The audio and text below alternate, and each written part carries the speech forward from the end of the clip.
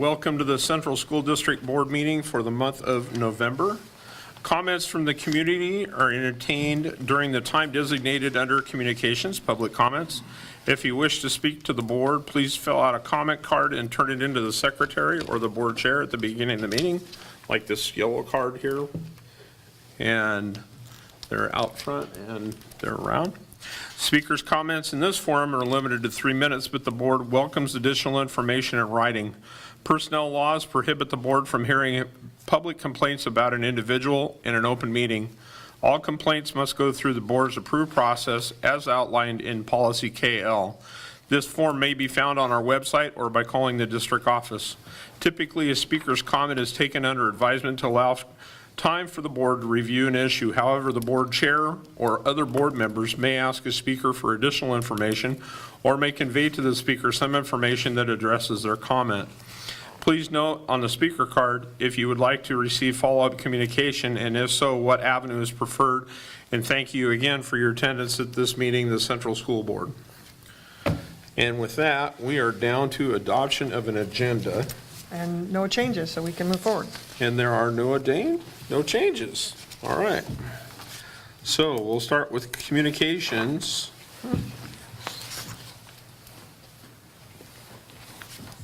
Sorry, just ignore me. Trust me, I'm prepared to miss things. So, have we got a Power Peers report?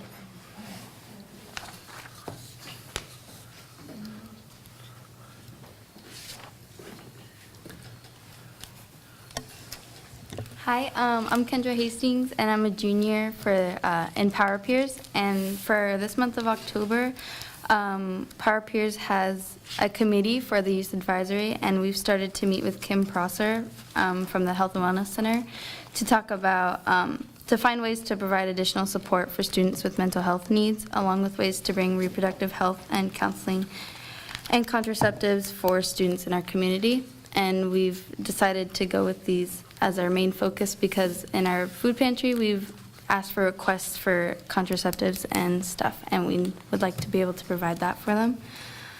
Also, we have sent out a school-wide lesson on ownership, and we're working with our trauma-informed coordinator to make sure students are more self-aware and make responsible decisions. And also, our pantry is working with business leaders to ask for donations, and also we're in the process to get donations to the pantry for deducted from their taxes. And we also had the opportunity to help a 4th grader from IES get clothes. And then lastly, we participated in the I Lead Youth Leadership Summit, and the main topic this year was suicide prevention and mental health. And we learned a lot of different ways to how students can help other students have conversations and prevent suicide. And we also learned about a petition to start putting suicide hotlines on student ID cards starting next year, and we brought it to the school. And that's it. Thank you. Thank you. Thank you. Comments from the floor. So, Mr. Gorman, you are up, sir. I'm here wearing a different hat than I have been. I wear a lot of hats. I'm bald. I have to wear a lot of hats. So I'm here on behalf of the OEA. I'm on the OEA board, and so I've got a couple of, switching back, other hat. First of all, I want to thank you all for our contract. Thank you for your part in that. We appreciate having that resolved and that huge relief, so thank you all for that. I've got 2 things from the OEA. One is the OEA lobbied our governor to recognize something that is a national phenomena, and that is the National ESP Day.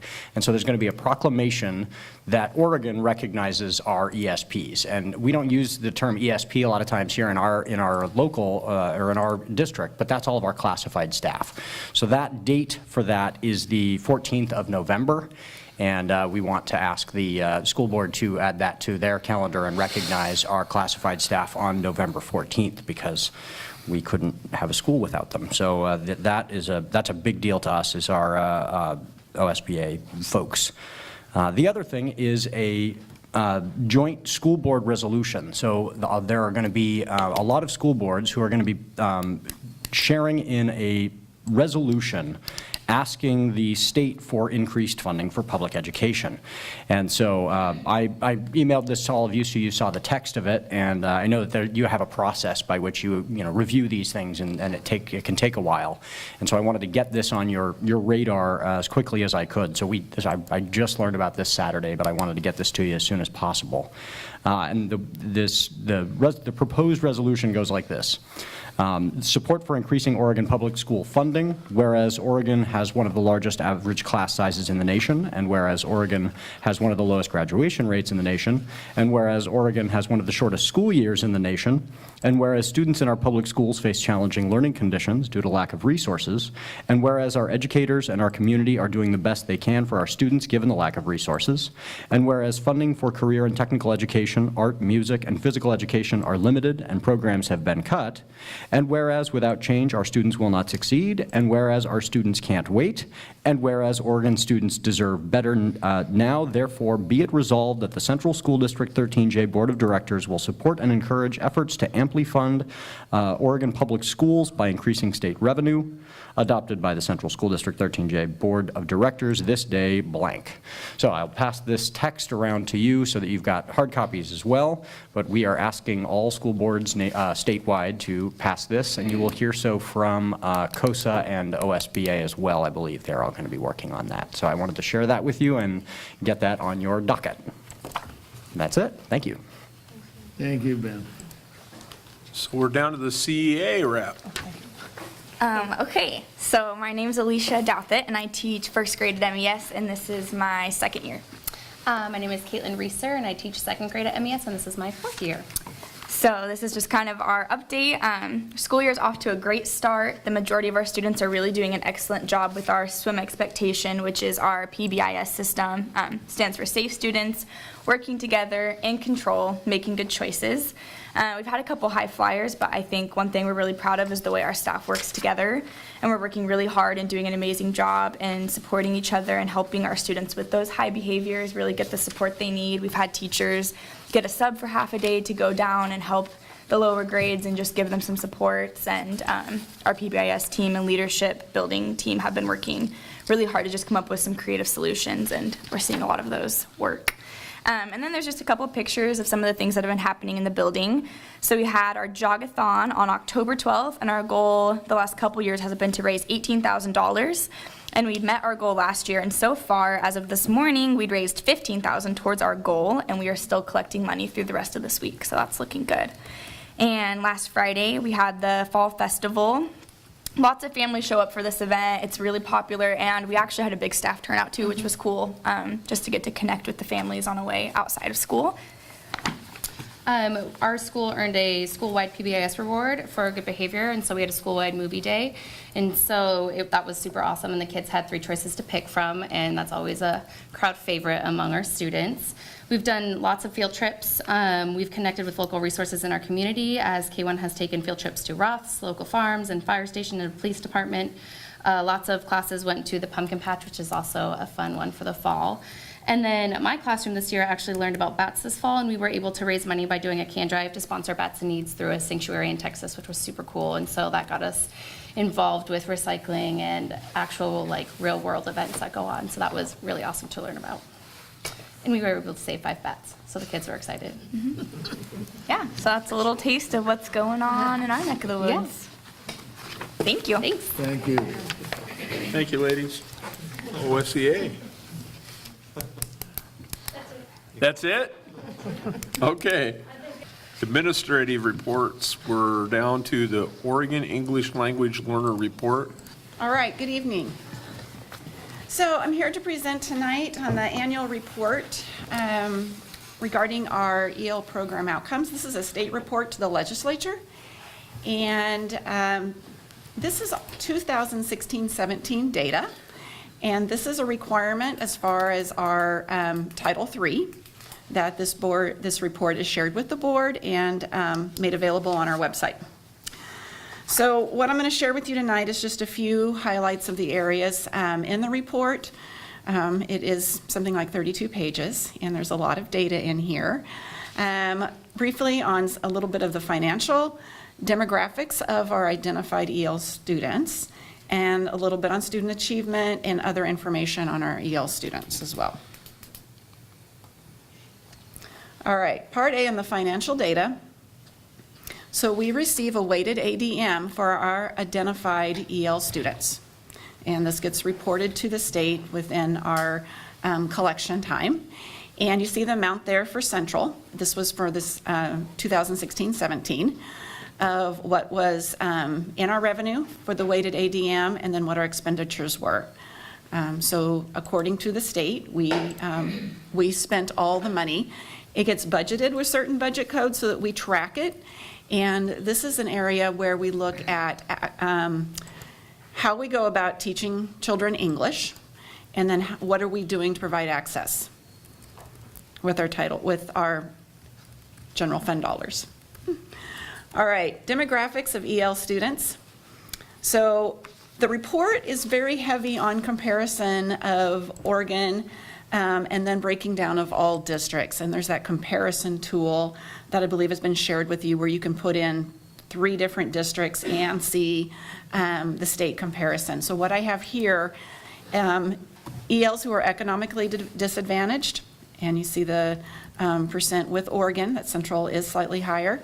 The mobility, so the definition of mobility in the state report, because I was very curious about that, attended more than one school between July 1st and May 1st.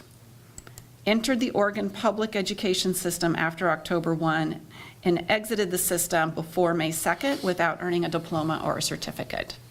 And again, this is data that is reported through our collection reports to ODE. Students identified with a learning disability, so our dual identified population, that we are slightly below the Oregon percentage. And I think we do a pretty good job in our referral and process system when we're looking at an EL student with a possibility of a learning disability that we are considering language acquisition and culture as part of the referral process. All right, student achievement. So here are a couple of slides where we're going to see that we have some work to do. This again is 16-17 data. And these are identified ELs only, and the state decided to lump together 6th, 7th, and 8th grade. So you see the Oregon average percentage at 14% and Central School Districts at 5%. Math SBAC, again, similar for the achievement data.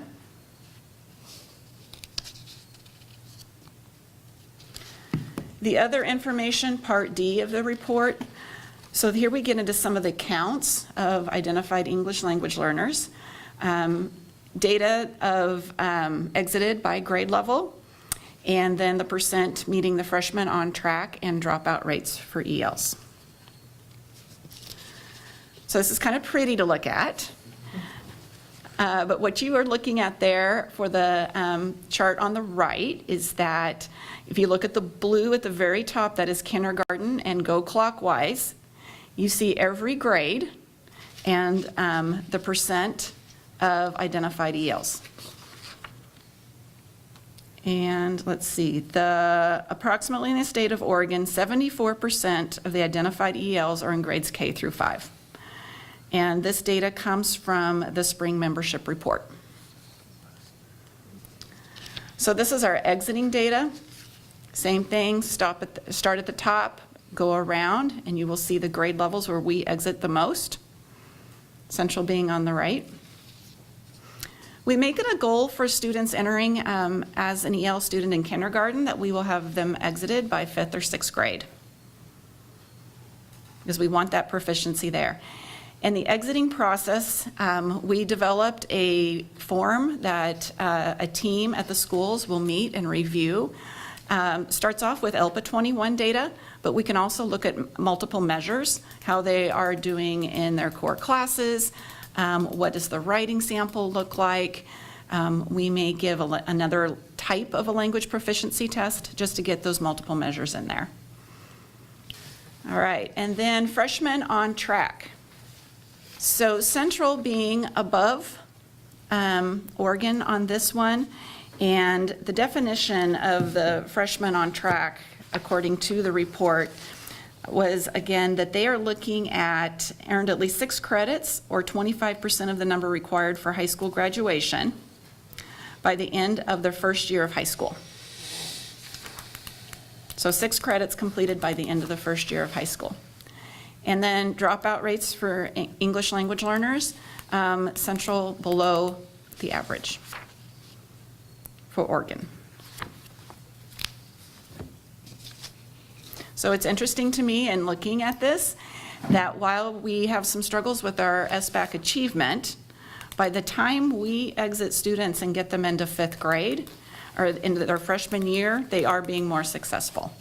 And we know it can take 6 to 8 years to acquire a language. So you want to add in? And I want to add in, I think this is an important point that Dr. Vickery is making. The end goal truly is graduation. I think that when we think about, and again, K through 12, because that is what our focus is right now in the school district, is that this is an ongoing process. And there are times that we are looking at where the gaps may be and how those opportunities to close those gaps. And so how do we do that consistently? The goal is, and nationally, it shows that 80% of your students stay on track to graduation, but we're still dealing with a 20% or so percentage of where there are still gaps. And so how do you really work together, really focusing on that K-5 first, then 6th through 8th, to be able to really get to the end goal of graduation. Again, that it is a K-12 continuum. It's not something that is, again, all tied into 5th grade or all tied into 8th grade. It's how do we really continue to allow our students to learn and grow, and where some may have their gaps catching them up to be able to be successful in the long run. So again, I think it's a valid point, and still it's our data, and it is what it is, and we have to continue to look at moving forward. But I think it's an important point that she does make. In the end, we still have growth. 70 is not great, and so how do we continue to move forward and push that number forward? And the other thing to consider also with in areas that I would like to dive deeper is to look at our SBAC data, but also look at the language proficiency levels of the students. So that would be coming out in ELPA 21, and realizing what their proficiency level is when they are taking these assessments. I happen to know that we've had an increase at the secondary level in the number of newcomers. So students coming in with absolutely no English. So they're here a year, they're taking the SBAC. Very, very rigorous. The other thing that is in the report, and again, this is just a snapshot, but the report does contain information on attendance, homeless ed, migrant ed. There's some discipline data in there, ELPA 21 growth data, most common home languages, which in Central School District, we have 18 identified languages. That is a surprise for most people to realize we have that many. And then the report also has information on the average number of years students are an EL student before they exit, and then post-secondary enrollment. And one of my ahas out of this too was looking at each of these areas in these reports, to be aware that there are people in this district on the backside of these systems submitting these reports to the state. And I think of a couple of individuals, Ann Beerworth and Eileen Pidge, who our collection data is super, super important. And I know they spend a lot of time making sure that it is an accurate report. And in more recent years, the state moved to 2 collections. So there is a fall and a spring collection date, in which much of this report from the state is generated from. Other data to consider in our takeaways, when we sit around and we want to review data, we want to look at also district assessments, our English proficiency levels that I mentioned, student attendance. And when students exit, they go into a monitor status, and that is in our student information system, and that monitor status is for 4 years. And I do not know of a single case where we have recommended that a monitor status student be put back in the EL program. we are exiting at a very high rate of expectation that they are English proficient and they will be successful. And then the newest term coming from the state is Ever ELs. So these are students that were identified somewhere since 2006-07. So they are either a current EL, they are in monitor status, or they have exited and are no longer considered in monitor status as a former EL. So there's so many different ways. You have to be really careful on the classification and what are we looking at when it comes to the data. And then I also wanted to mention the current initiatives that we have had in place just in the last 3 years. Our GLAD training, these are things that we have done with a focus for our EL students. We have a reading intervention program at Talmadge, funded through Transformation, AVID instructional strategies, and we also have our bilingual scholar pipeline. So that is another way that we are actively wanting to recruit, retain, hire students that will be modeled teachers for our 45% Latino population. Questions on this? Can you just remind me again what grade levels we have AVID? AVID this year is 6 through 11. 6 through 11? Mhm.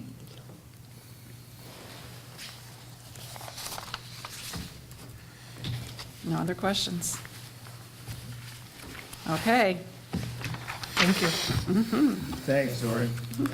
you bet. I think we will come back to you. One of the things, as Dory was putting this together and we were conversing, we do want to come back with you in the spring with some of the other data that she addressed, the ALPA testing, give you some trend data, as well as will be 2 years of our reading intervention systems at Talmadge and potentially starting that at a couple of the elementaries. We're still working through those conversations with the elementary principals, and our approaches focused on K2 literacy first and foremost at the elementary level and keeping to move that forward. So it is our goal to come back with you with other data because there are some other pieces that we do want to be able to show you in the spring time-ish. So at the last board meeting, it was requested, because we do have a new policy that we're actually going to hear a second reading because we did make some minor changes to it tonight.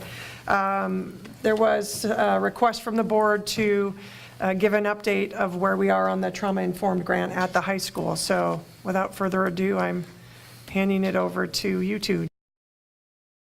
I'm Danielle Vanderlinden. I'm the trauma-informed coordinator at Central High School, and it's been a couple years since I think I visited here at this table with you all.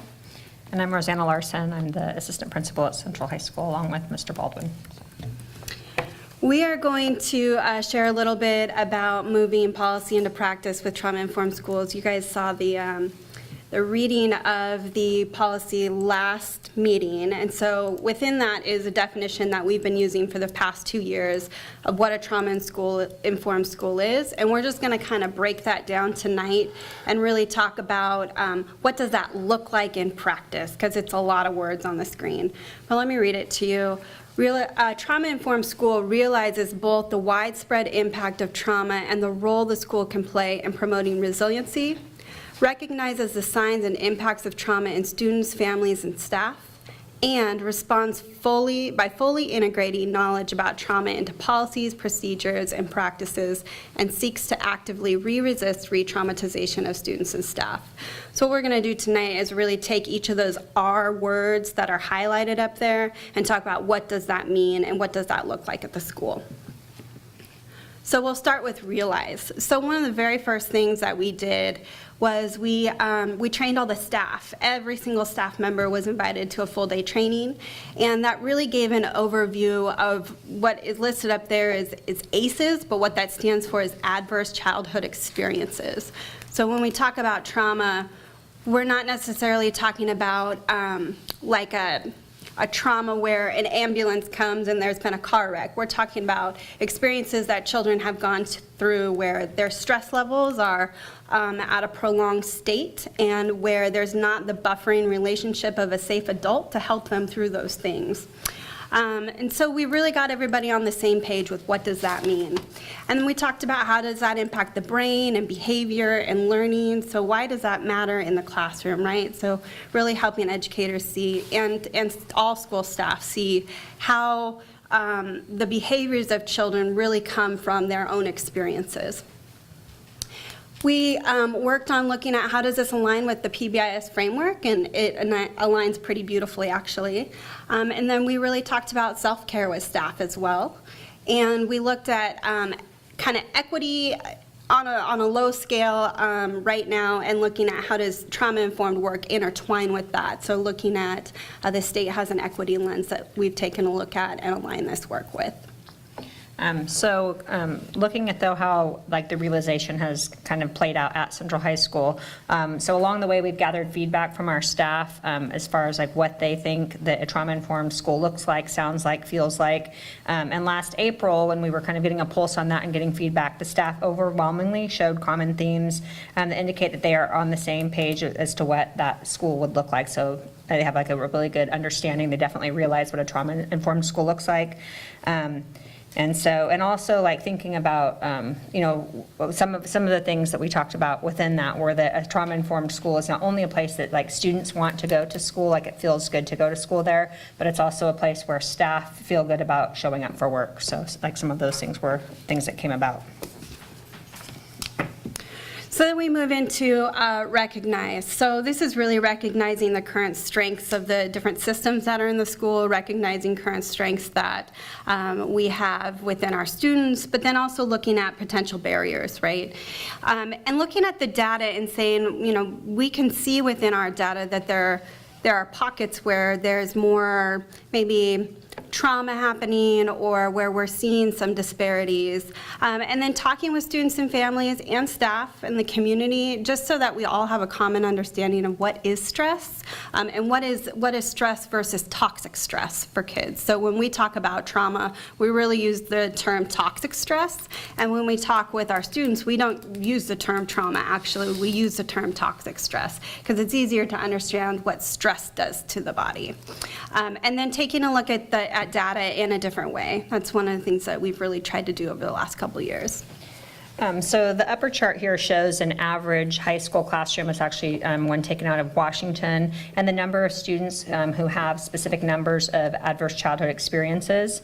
And we had students in the Power Peer class, they took the adverse childhood experience survey to see how many they had. And so the orange columns show that. So within, this is just kind of like a typical high school classroom at Central High School. We had 9 of the students in the class had 0 adverse childhood experiences. 5 of them had 1, 7 had 2, 5 had 3, and 7 had 4 or more adverse childhood experiences. So we're actually a little bit higher in the number of students with multiple adverse childhood experiences than the typical classroom that was up there. So I want to just be clear about adverse childhood experiences, just to give you a couple examples. So there's different categories of childhood experiences. So one could be physical abuse, category of verbal abuse. There's also trauma tied to any type of sexual assault, or parents that are divorced, or that may have concerns with drugs and different things. So again, I think that's when you look at what we mean by adverse childhood experiences. When she says 4, that means a student has 4 of those incidents or experiences in their lives.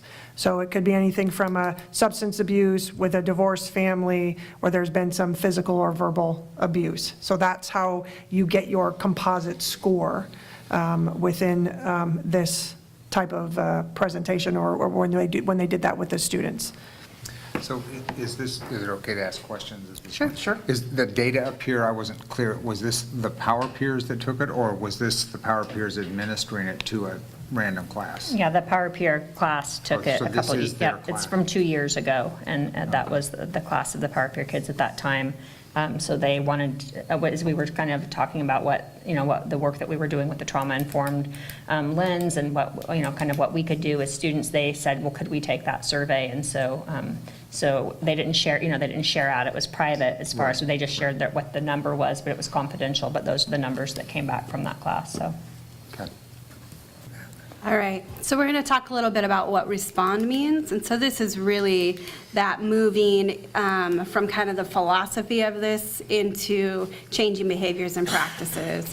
So really what are teachers doing to make changes within their own classroom settings, or what are we doing as a school within our systems to make school-wide changes to address this? And there's a ladybug on the table, so I keep looking down to make sure it's not climbing on me. One of the things that we have really looked at doing is building in ways for the principles of trauma-informed care to come into play. And so those main principles are safety, choice, collaboration, trustworthiness, and empowerment. And really working with staff to look at how does that come to life as well.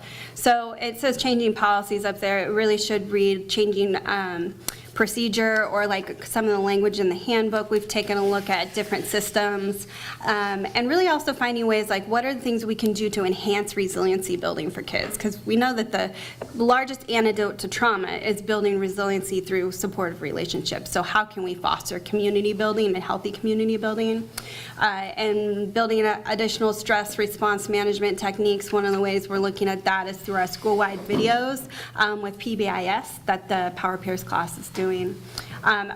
Supporting staff, and then also looking at how to build these type of interventions into instructional practices. So the chart that you see up there, it's one of the ways that some of our staff members are responding and implementing trauma-informed practices in their classroom. So what you see here is a way to help kids understand how stress impacts the brain.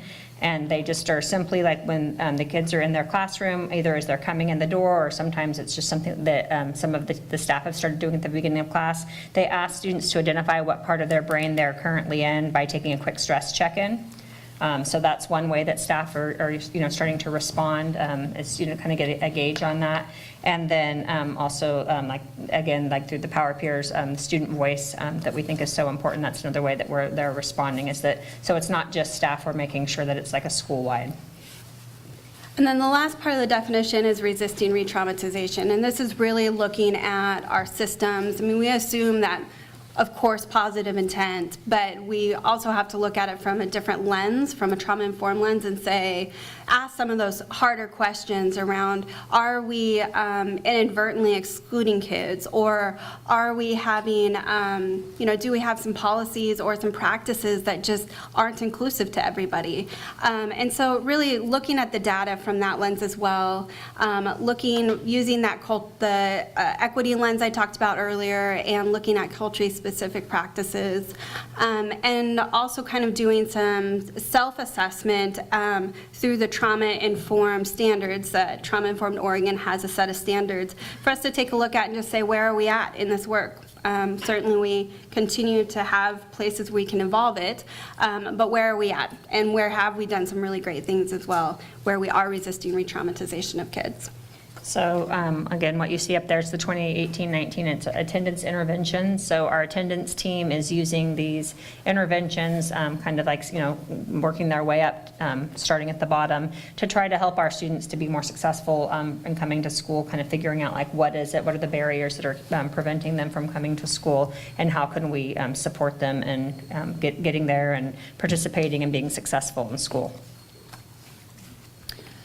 So this is our last slide, and it's really just to say that this trauma-informed journey is really a journey, and this is kind of deceiving. It shouldn't be in a line here. It's kind of an ever-flowing thing that happens. But we really feel confident that at Central we are trauma-aware, and we've really moved into trauma-sensitive, which is where we're moving from just understanding into practice. But we still are working towards becoming trauma-responsive as we're looking at our systems. And being trauma-informed, you never actually become trauma-informed. It's an ever kind of happening thing. You're always looking at what do we do to kind of continue moving into best practice and into helping kids do the best they can do, and that never stops. So we just wanted to show you this kind of continuum of this is one of the models that we're looking at following as well. So questions? Before you ask questions, I want to add one other piece. We have, as part of our professional development, a little bit last year, and then obviously this year, have opened this up to the elementaries as well as to the middle school. I have worked with the Oregon Department of Education to allow us to, within the grant, to have a little bit more flexibility. I am very appreciative that they started at the high school. However, it's probably the hardest place to start. In my previous world, we actually started at the K-5 and then worked our way up. So we're sort of doing a little bit different, but that's okay. We have, Danielle, I know, we've done professional development for all of our staff. She has also gone, or is going to the elementaries to do some training with them. I think has been to 2 so far, correct? 2 schools so far, and we'll continue to work with them on building that awareness and working with staff as we move forward. Because it's really, at times when you are dealing with kids that have a significant amount of ACEs, there is a term called fight or flight. And so you will hear that language where literally kids will fight their way out of the room or run out of the room from a flight perspective, because as they showed, their prefrontal cortex of their little brains does not have executive function to allow them to make decisions in the normal way. And so how do we really work with our staff as well as the students and the families to get the right supports and interventions to support the growth of them so they can stay focused academically learning. Now can I talk? You can ask whatever questions you would like now. Well, first of all, I'd like to thank you for this. I've been to several trauma-informed presentations, and they're always stuck on the trauma-aware, and it was always hard to try and figure out. So now that we're aware of this, what are we doing about it? And so this helps put that in perspective a little bit. I am curious, though, in the responsive area that we're sort of getting to, you mentioned best practices. Is there a bag of tricks we can go to help deal with trauma-informed kids, or is that something we have to develop? So I'll answer, and then I think Jennifer might want to say something. But She always does. so one of the things about becoming trauma-informed is a bit deceiving, right? So really it's about pulling everything that you're doing in the school together and saying, what does best practice in all of those areas look like, and how do we apply a trauma-informed lens to that?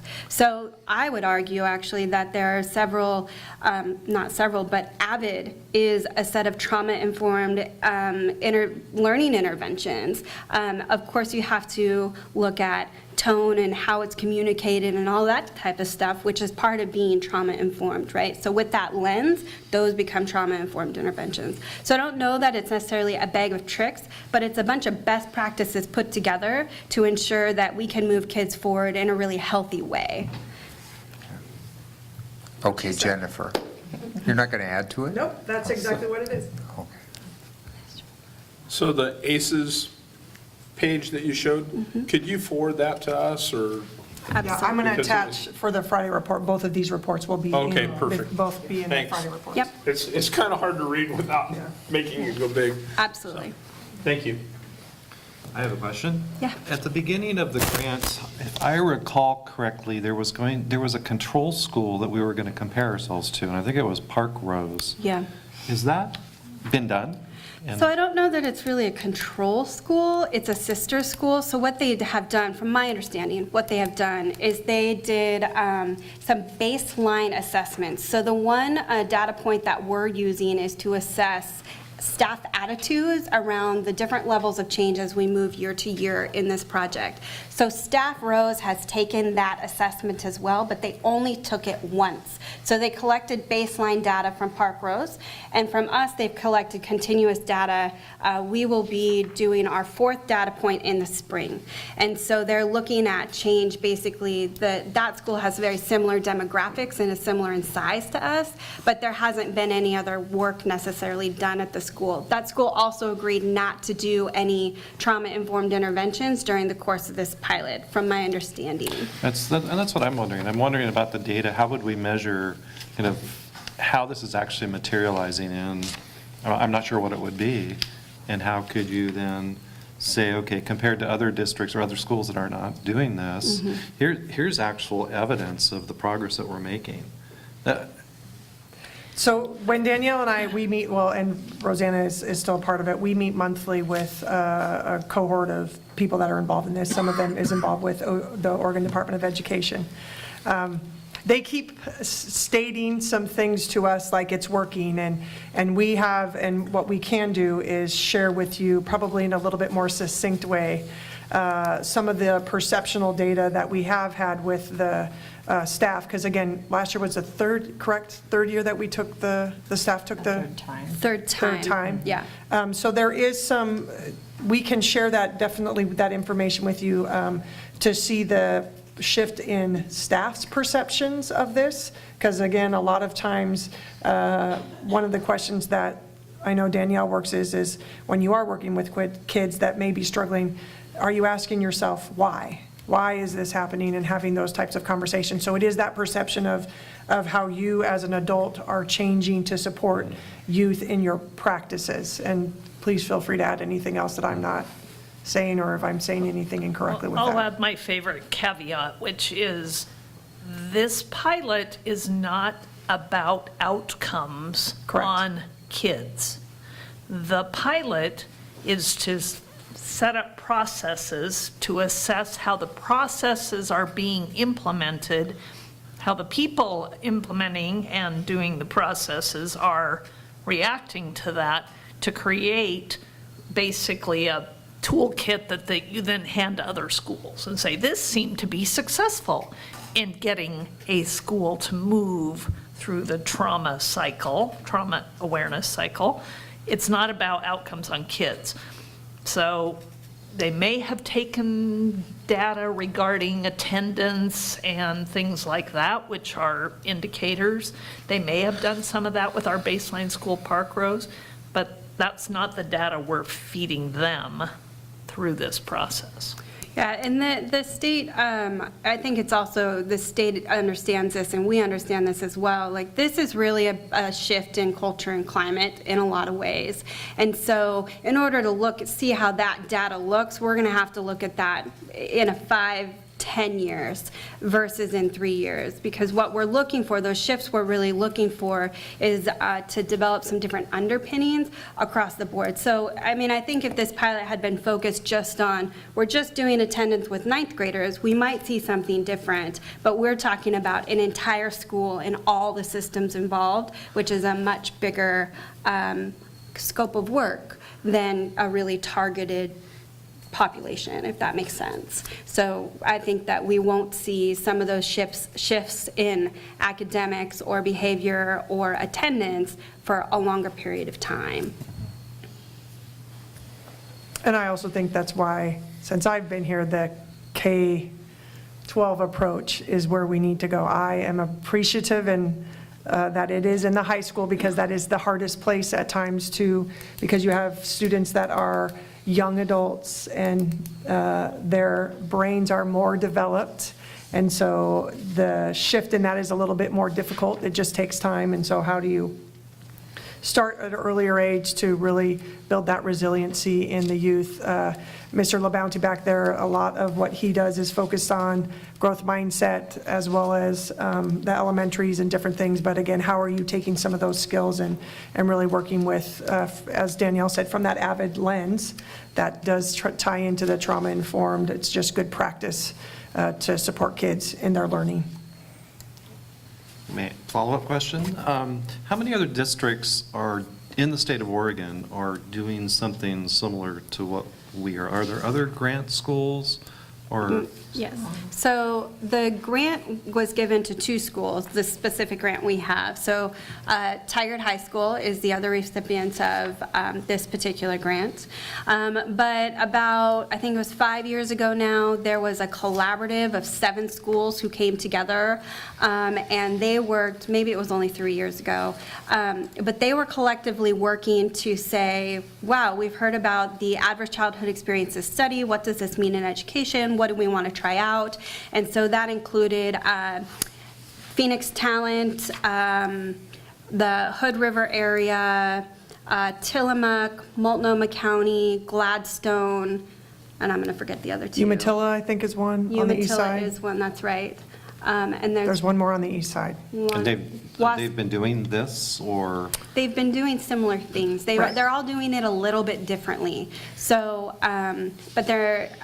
so the trauma-informed world is so new, especially in education, Well, that. my next question was going to, Yeah. you have those districts, how many have actually gotten to the point where we are, where there's a policy that's being reviewed by the board? Are we out in front? We're the first ones. We're the first ones? From what I know. From what I understand as well. Okay. Yep. So we can be the first. Never a safe thing to be. Well. We're the champions, Maybe. Dawn. Yeah, just along those lines, why now? What's the importance of passing or getting a policy in place? I know you referenced it in some of the things that you do, but why now? Do you want me to answer that? Yeah, please. So I think it shows a different level of commitment to the work. I think it also shows a different, it allows for a different investment in the work.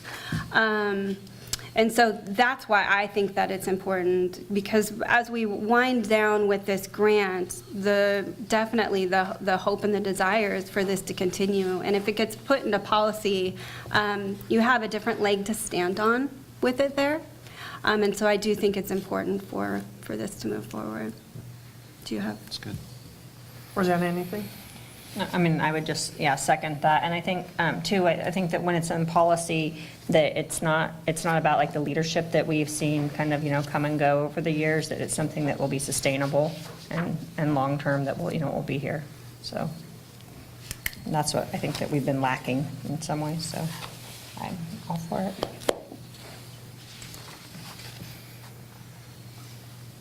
Other questions?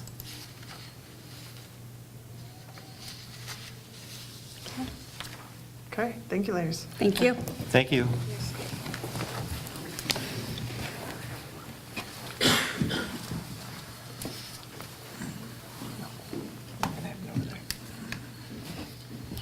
You're up, Cease.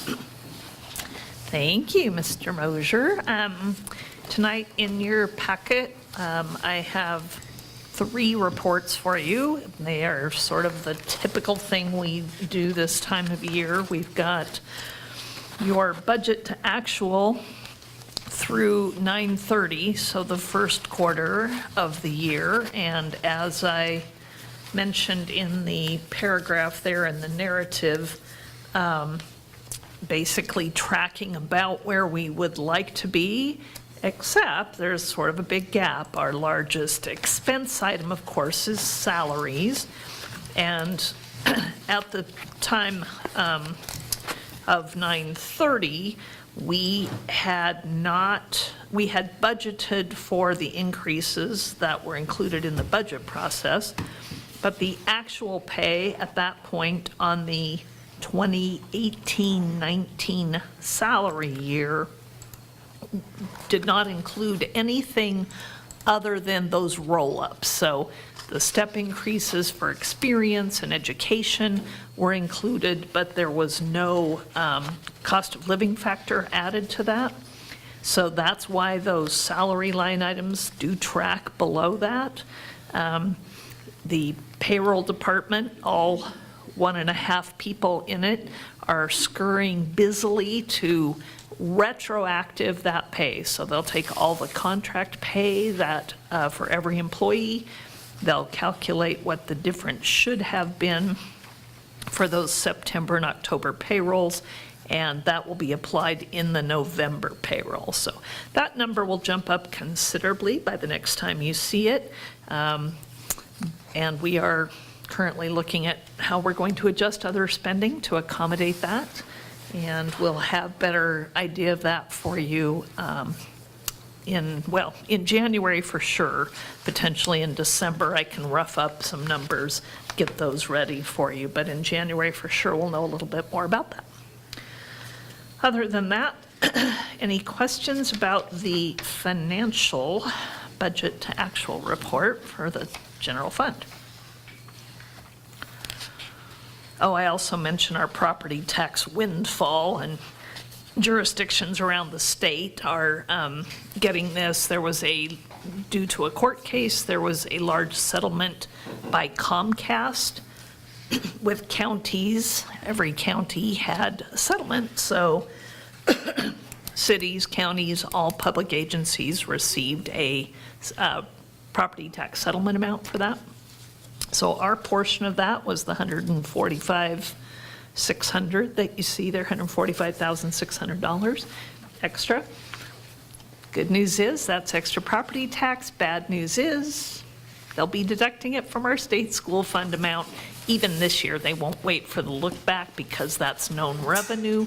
So when the state does their next round of adjustments, they will be taking that into consideration. So it's a chunk on our budget, but not extra money. Any questions about the revenue or expenses to date? I ask a curiosity question. What is the foreclosure tax sale? A foreclosure tax sale, so I think we used to just always count that in prior year property taxes, and it was a new line item that we are being asked to track.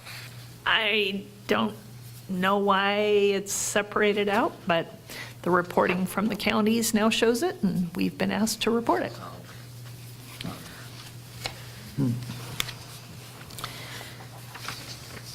My second report for you then this evening is our regular risk management report.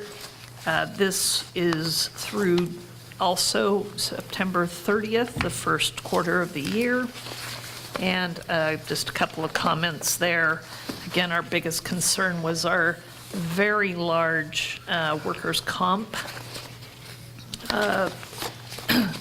experience last year. We had a loss ratio of 103.77%, meaning the company lost money on us. We have more in claims and reserves than we paid in premiums. That will affect our rates pretty significantly in 2 years. That'll take 2 years to catch up in our experience rating, but that's they'll take an average, and that will certainly hurt us. And that will be something we'll be looking at just about the same time we're looking at those PERS increases.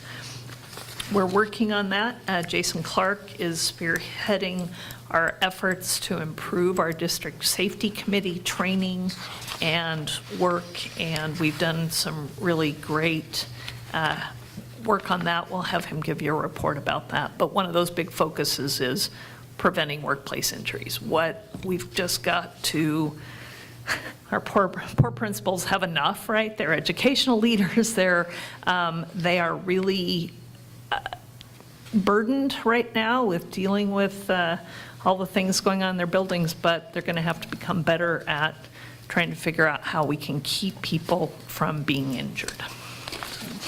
That work is stepping up. And the biggest piece is still people falling down, slipping. You know, slip, trips, and falls, still a large part of it. We're having a lot more incidents of personal injury, students throwing things, hitting people, people tripping over. There's a higher incident of that in the last year. But the two largest incidents that lead to the big dollars were both slips.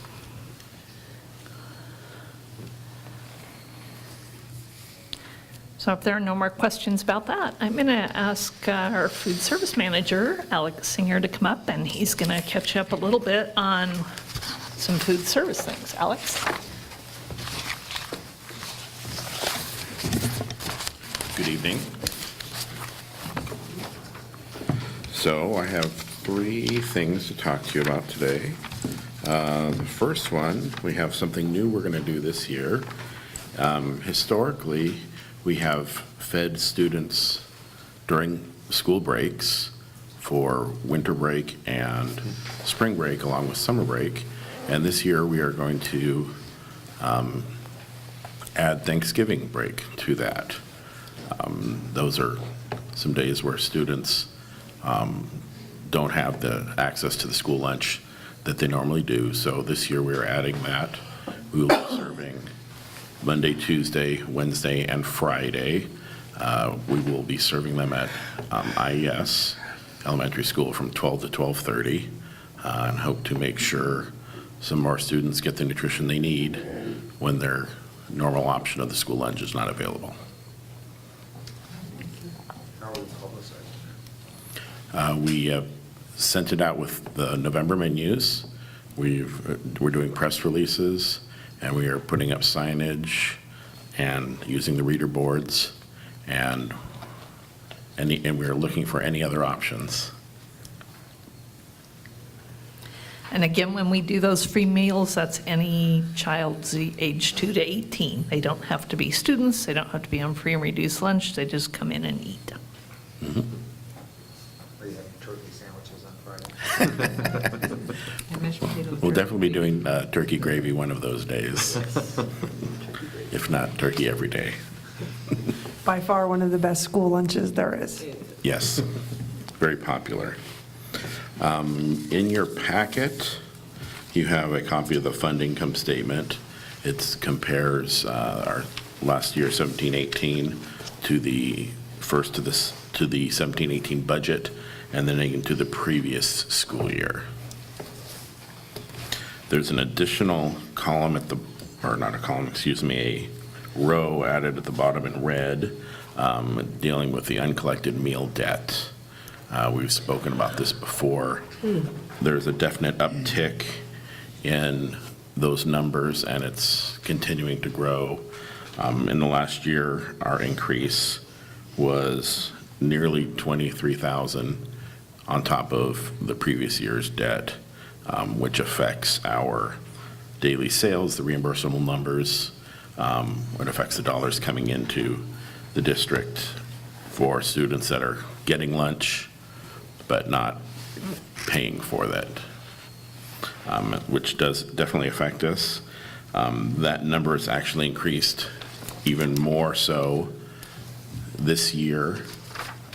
You saw at the end of last year, we were at $39,562.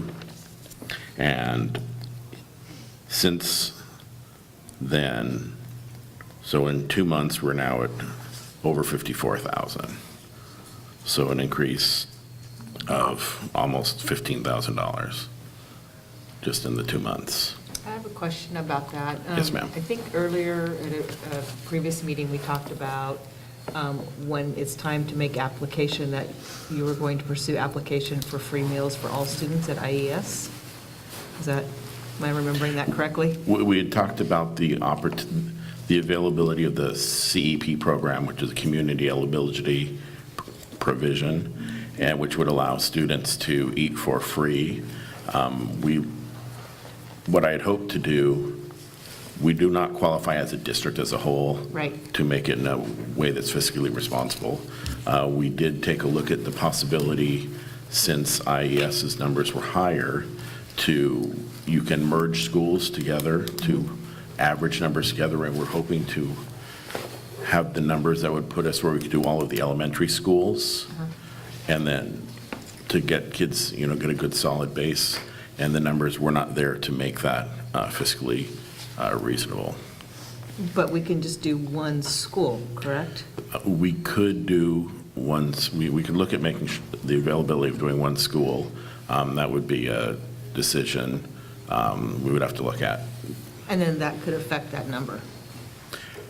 It would affect that number to some degree. It seems I don't have the numbers broken out by school. I could break out the debt by school, but we don't currently break it out that way. I do have broken out by level, K-5, 6, 8, and 9 to 12.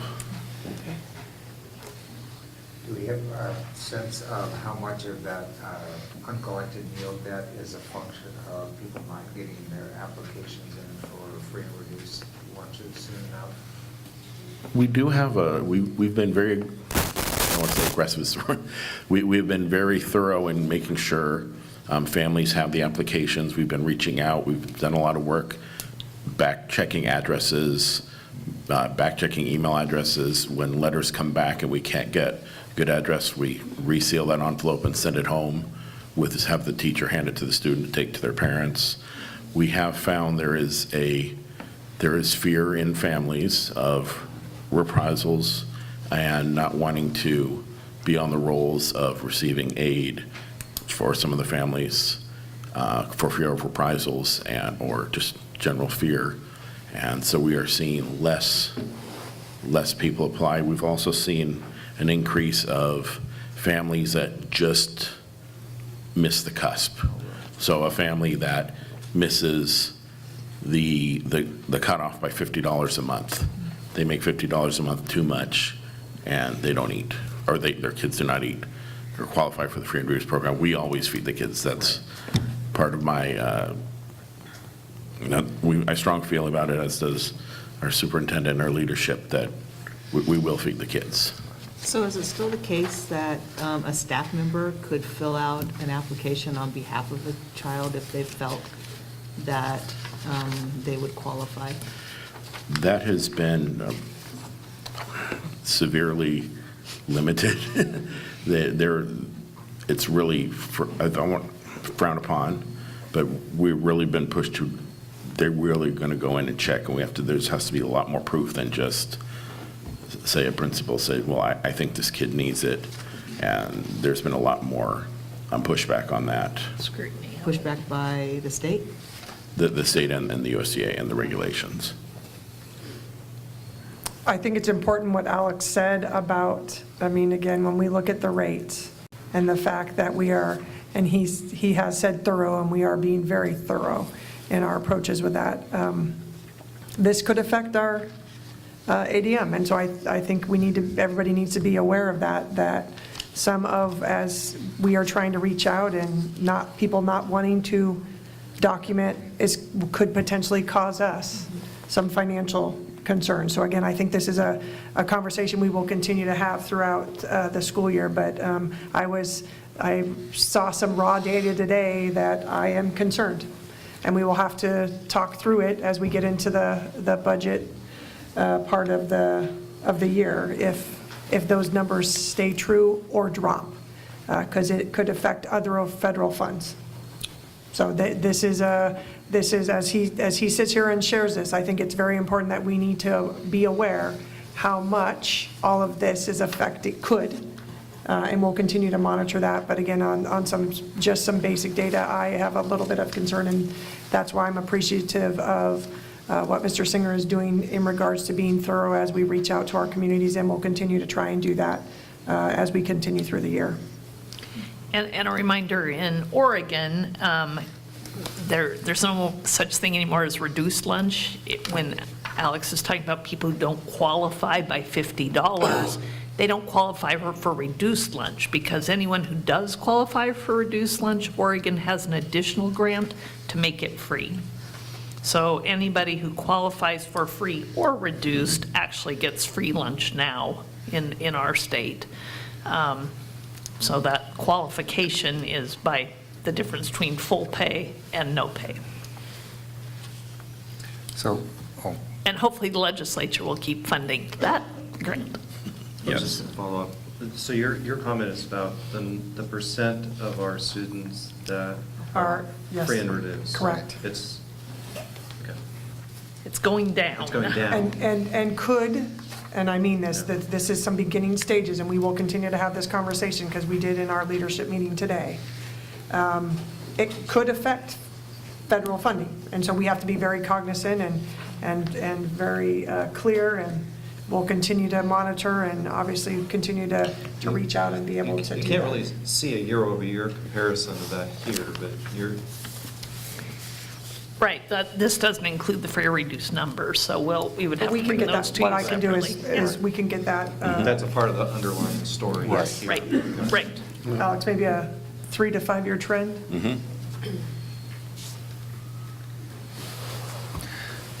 So my question was on a different topic, and that was, I don't know, 3 months ago or whatever, we had a big discussion about increasing the price of the school lunch. Has that had any impact?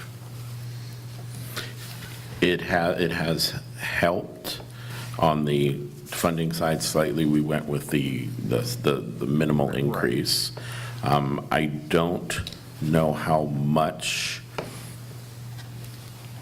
we don't have any causality to whether it stopped students, because the students are still eating no matter what. We don't have students not eating because of the change in the price, because we've said we will feed the kids. We're not letting kids go hungry. Alex, is the uncollected meal debt, is that seasonal, so you would expect it to be higher in the first quarter of the year and then it catches up, or? Generally, it's fairly static. We do see a little increase in the beginning with the overlap of the free and reduced from the previous year rolling for the first 30 days. We generally see a slight uptick, but this is a considerable amount that it's gone up. And this is something that's not just here. This is happening nationwide. If you tune into school lunch news, this is quite it's average for the country. It's happening everywhere. And again, partly the lunch shaming, we cannot discriminate in any way against students who don't pay for lunch. We don't offer alternate meals any longer. We feed kids, and we feed kids exactly the same meal if they've paid or not. In the grand scheme of things, if it takes $40,000 or $50,000 to make sure all of our kids are fed, I don't think there's anybody on the board that's going to lose any sleep over that. So we appreciate you keeping track of it and doing your best to minimize it, but don't ever stop feeding the kids. No, I will not. Just start eating into those reserves. You notice last year he lost $44,000 on his program, and $39,500 of it was bad debt. So potentially that's the difference between keeping our program going and not eventually. So we're going to have to find ways to subsidize it if that's what we're doing.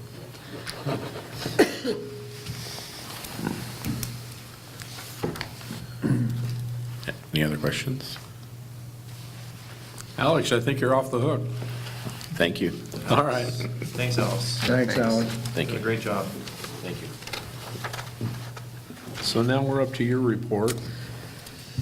As we get to every month, I have a couple things, and then we'll get into the policy piece as we continue to move forward and that piece of it. So I first want to acknowledge just some work that's been or started with the board. On October 22nd, the board had their professional learning community session, which was focused on equity. This conversation took place with the board of directors, the 5 principals within our school district, as well as other district administrators. The professional learning focused on the question of what is equity in education. Dr. Vicki Nishioka from the Education Northwest presented and shared about state policies and research on equity in education, while also allowing the board and the administration to dialogue and discuss about what we know about equity. I just want to highlight a few of the discussions that were included in that. So we focused on increasing access and opportunity for all students to enroll in courses that will prepare them for transition to post-secondary education and career opportunities. So there was some data that we looked at tied to what courses, advanced courses students were taking specific to Central High School. Increase educational equity by reducing disparities in both academic and behavioral outcomes based on race, national origin, gender, linguistic diversity, and other characteristics. We talked about identifying the use of assessment, again, part of, as I've come on board and as we continue to talk about how do we use data to inform and drive decisions, really focusing on how that data informs our planning and implementing strategies to improve equity and educational outcomes, which is important to all of us.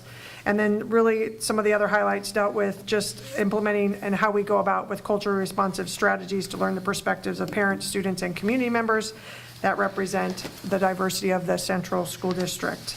And then obviously, we will continue and select and provide professional learning and support educators in those culturally responsive practices. I'm very excited in December, we have a professional development day, and I know that we have a small district equity team that is working on some professional development for that day to continue to bring those practices into our classrooms and our schools with high expectations for each student, and then really also having a focus on social emotional learning as we continue to move forward within the school district. So this is a great step for us.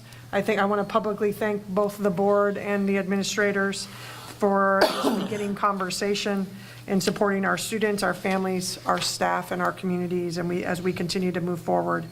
As we look at the strategic plan and the accountability systems, I know that this is going to be a big part of our conversation. So I am thankful for the beginning steps of that.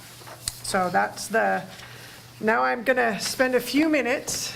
I'm going to again acknowledge, because I think it's important, Director Klein and Director Mann have been working with me, and then obviously Mrs. Escobar has been working on our policies to move forward. So we meet monthly and go over the policies and the changes, and so I'm going to give you our next grouping that is for first reading, and then I'll answer any questions that you might have.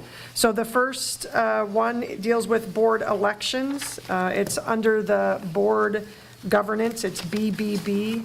And this policy is really the listing of the 7 zones and the descriptions of those zones of how board of directors are elected, as well as when the elections take place. So this is an update to where the years that each of the zones are up for election. So you'll see that is the update in BBB. The next one is, this is a new policy. It's BBD, it's under board governance, and it's really separating out. We have a current policy that's BDE/BBE.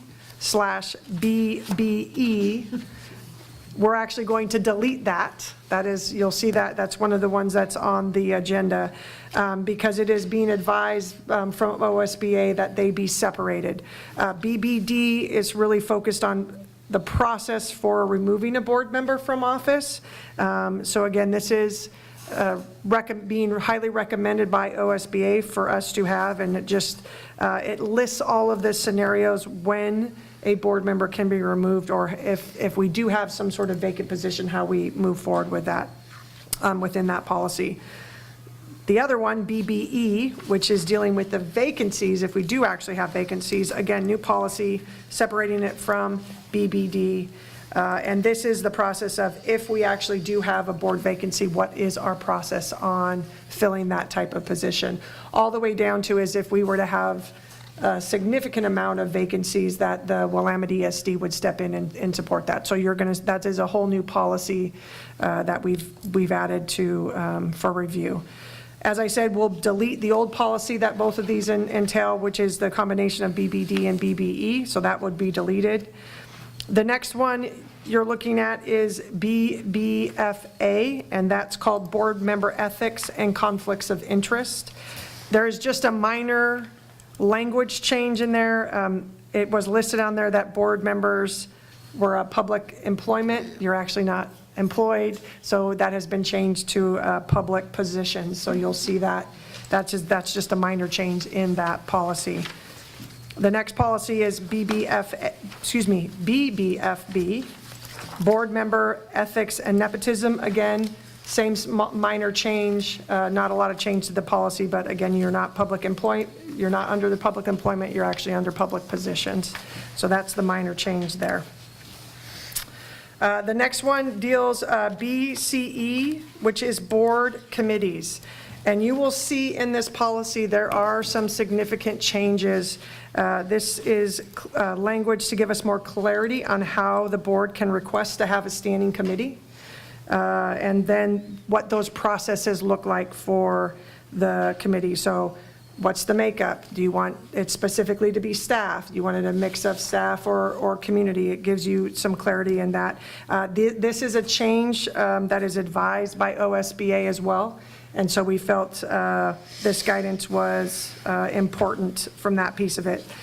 You will also see tied to this that the BCE is a new policy, so the next one down, which is a deletion, the BCE/BCF, which is the old board committee, will be deleted, and the new BCE policy will go into place. The next section deals with administration specifically, and it is CCG with the evaluation of administrators. This is also getting more clarity on the language and making it clear. And really, it is the changes to what our current practices are within Central School District when we evaluate our administrators. So all of those changes are really putting into what we already have in practice. This is also advised language from OSBA, and it is really, again, as I said, the current practices that we are doing with our administrators in what they do throughout the evaluation process. So our current practices just happen to line up with what OSBA was saying? Yes, I think we have done some good work in that area on the human resource side, and so this is just making sure that we have that now all in policy. The next area goes into fiscal management, so DB deals with the district budget. This is a minor change to language dealing, really it's just a small tweak in the regulation and procedures that talks about that it really is procedures locally, federally, and within the state. So it is a minor adjustment there. And it is advised from OSBA that we list actually out what the fiscal year is. So you'll see that addition in that document. So no minor, just minor changes for Not that like one. we could pick a different one, because we're required by state law to Yes. have this. Yeah, that seemed like sort of a useless policy, Yes. but I won't say anything. Yep. That has, yes, it has been there. It's just a revision of that. The next one, DD, deals, again, under fiscal management. This deals with grant funding proposals and applications. You will see some significant language change, really focused on the process of the grant proposals. And we had a long discussion about this and really how and when we go out for grants, that they are focused on our primary mission, vision, and goals within the school district. And so again, that you'll see that language change in those policies that is more directly tied to, as we continue to work with our strategic goals and continue to build our strategic plan and accountability system, that we want to make sure that when and if we go after grants, which is, again, one of the things that we will continue to talk about, from a funding structure because of some of the things that we currently have going on, one of which you had a presentation on. We think that there is some additional funding in other ways that maybe allow us to continue to move that forward. And so we, again, wanted to make sure that we align it to what we have established within our goals. So you'll see those language changes within the grant funding proposal. So, Jennifer, Yep. the way this is written, the board basically is sort of a gatekeeper on whether or not we approve an application. Right. Is So- that a change? Because I don't ever remember having a So one of the things that are in conversations both within our committee and then conversations that I've had with Cease was we look at potentially doing an AR tied to this. Cease and I talked about at what point do the principals get to make some of those decisions. So as an example, we could build a policy that says if there are grants that are under, and please know, I'm just, because we have not gone into detail of this yet, but. Under $1. Under 10,000 as an example. That do we give principals the authority that if they have a team of teachers that wants to go out and it aligns to their building goals and it aligns to our goals, does it maybe just come as information to the board, knowing that they're going to be in conversation with both Cease and myself in what I'm going to call smaller grants, but then putting some administrative regulations in place that if it's 50,000 or more, then it does come to the board, because again, that's a pretty, or larger, because there are grants out there that are a couple $100,000 that I would want us to be able to look at that before we have the board's approval before we went fully into that, just to make sure it does align, because there are different items that could tie us, and we just want to make sure that we're not hand-tying ourselves with grant funding with a lot of red tape at times. And that would seem consistent with our approach. It's just this policy doesn't allow for that. I mean, the way this is written, unless I'm reading it wrong, is nobody can write a grant unless the board approves it. That's not how I read that, so I will go back and I will take a look at that to see if we do need to make some minor changes to that policy, because I did not read it that way. But Don, I will go make sure and take another look at that. So at some point, if we apply for different grants, is there the potential that it could take away from our state school funding? No. Okay. Grants that's are a good thing separate then. from Okay. that. I will make a note of that, Don, and The bigger concern, I think, in terms of having board review is you tie yourselves to certain requirements when you get a grant. Yep. And making us aware of that, which is fine. I don't disagree with that, but it seemed a little restrictive to have us have to approve, to have a presentation and to have to approve every grant application.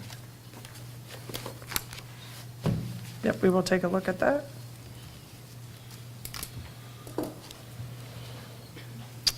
Okay, and then the next policy for first reading is under instruction, IGAC. This is a this is a change in policy, and the focus is religion and schools. I had shared this with you a month earlier because, again, I think at times this policy can be controversial, although I think it is very important to have. We do have a version of it that is being recommended by OSBA to be deleted. That's IGACA. So you'll see that also as part of this first round of first readings, to delete that. And you'll also see in there, we attached the AR just as information, because we felt it was important with this policy that the AR came with it. This language focuses on what staff is permitted to teach or present to students in regard to religion and religious beliefs. It also, policy clarifies that staff shall not promote or inhibit a particular religion or belief or non-belief. That there was clarity that was brought forth with this change. It does clarify that both students and staff may be excused also from participating in programs or activities which are contrary to their religious beliefs without penalty, which is what we have had in the school district before. I think this is important. I think some of the work that our staff is doing in regards to different areas of learning, this is part of the learning, and we need to be able to have those types of conversations with our students and allow them to have authentic conversation and learn and grow from those pieces. But again, this gives us a little bit more clarity from that perspective. And as I said, the AR is also just in there as information with the changes as advised by OSBA. So I'm going to pause right here for any questions on this one. Both of these are drafted by the OSBA? Yes. Okay.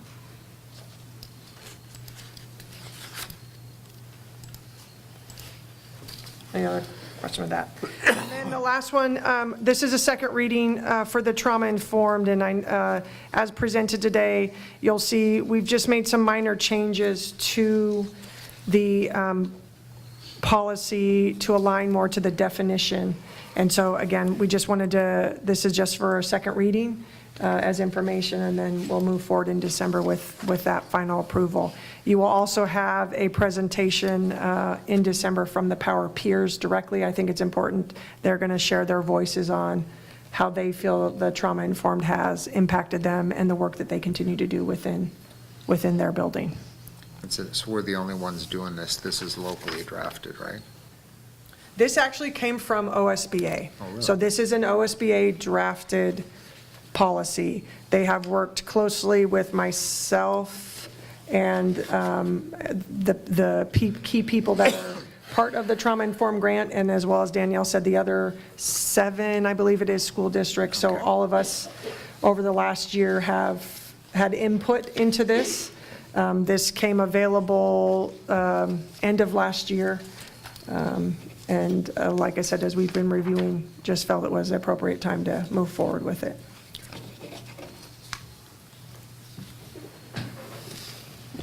Other questions? That's it for me. Do we need a We will motion? have, I am just letting you all know, every meeting, we will probably average between 10 to 15 policies as we continue to work through them and get us in good standing from a policy level. I like the process that you're using. Just summaries, Yep. highlighting the things that we need to zero in on. Yep. Being willing to take one back for a second reading, that's, Yep. There are, and I will share a little bit more in the Friday report, but I have reached out also. I know that student voice is very important to all of you, and I'm working with both Power Peers and ASBEC. One of the things that I shared with them, there are a handful of policies that directly impact them, and so their voice, I've shared with them that I will be sending those policies to them, that they get voice in recommendations back to the committee to say, you know, does this make sense? We've had conversation about some of the legal jargon that's in there, and we'll continue to have those conversations with the students. But this is very, as a superintendent, it's very important to me. I think we don't, when we can, and I think it is important, especially at the high school, and I'm going to look at Mr. LaBounty at some point, maybe the middle school, as we start to refine what we're doing here, that they get voice in potential recommendations to policy changes that would come to the board that directly affect them. So we keep moving forward. So when do we need a motion? Is it the first reading or the second reading? I always forget this. After the second. Yeah. After the second, yes. And it goes into the consent agenda, this so you'll is- see.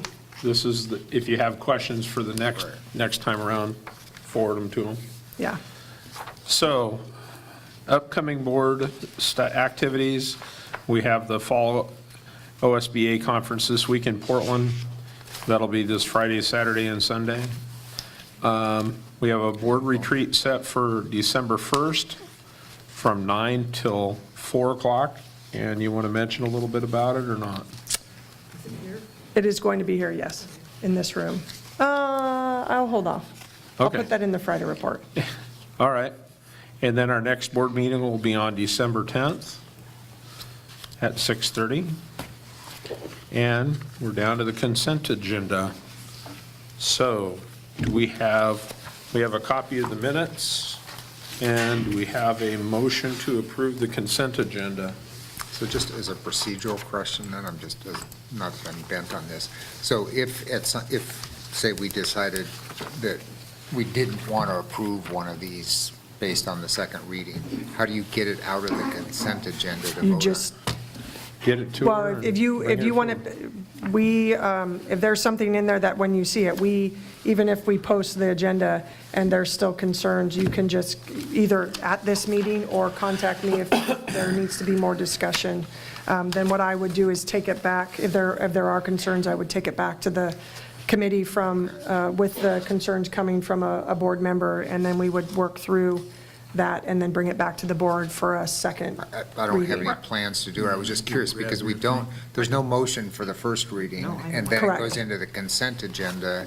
So it's like, If you have a problem, you're supposed to bring it forward, and then it goes back to them, and then it'd come back.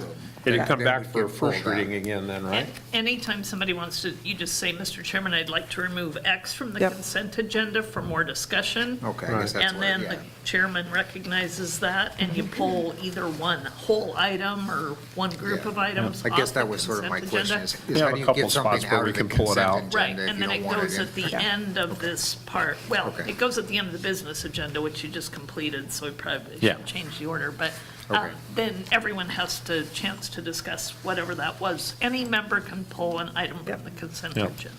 Okay. Sorry for the sidebar. No, and I Because- would just, and I appreciate that, Don, but I would add that if there is something as we, if it wasn't addressed in the, when we did do the first readings and you, any board member does have concerns about it, we can pull and put it in as a second reading and just put it into my report to be able to do that. So the trauma- As we did with the trauma The informed. trauma Or informed as you did. one was one that was read for first reading last time around, and they decided there needed to be some changes to it, so they brought it back as a first reading again. Right, got it. So, once again, we're at consent agenda. Do we hear a motion to approve the consent agenda? So moved. Be you. I'll second. Moved by Dawn, seconded by Peggy. Thank you. Any discussion? All those in favor, raise your right hand. Unanimous. And that puts us down to the business agenda. And so the very first thing is the ratification of the CAA board doc agreement. And do I hear a motion? I so move. It's been moved to approve the CAA agreement for 2018 and 20 as presented. Do I have a second? I'll second. First, motion by Jerry, seconded by Christina. Any discussion? All those in favor, raise your right hand. The next one is ratification of the OSEA board agreement as brought forward to the board for ratification. Do I hear a motion? Also move again. So Jerry moves to approve the board OSEA agreement for 2018 to 22. Make a note that this one is through 2022 as presented.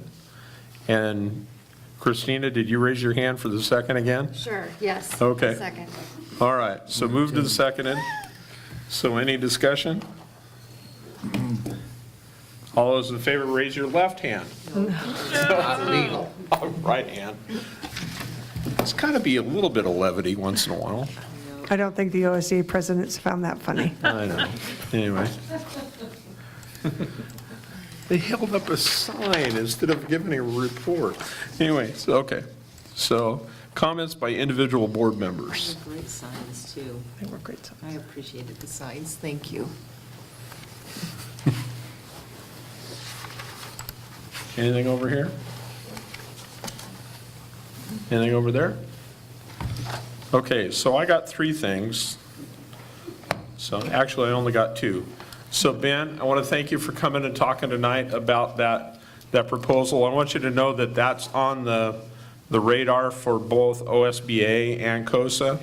So I'd like to visit with you for a few minutes afterwards.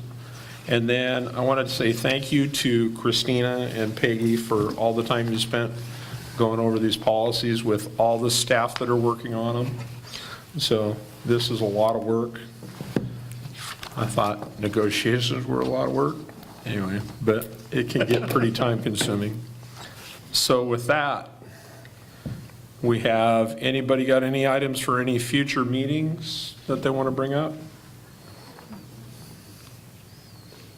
It's in the air. We are adjourned.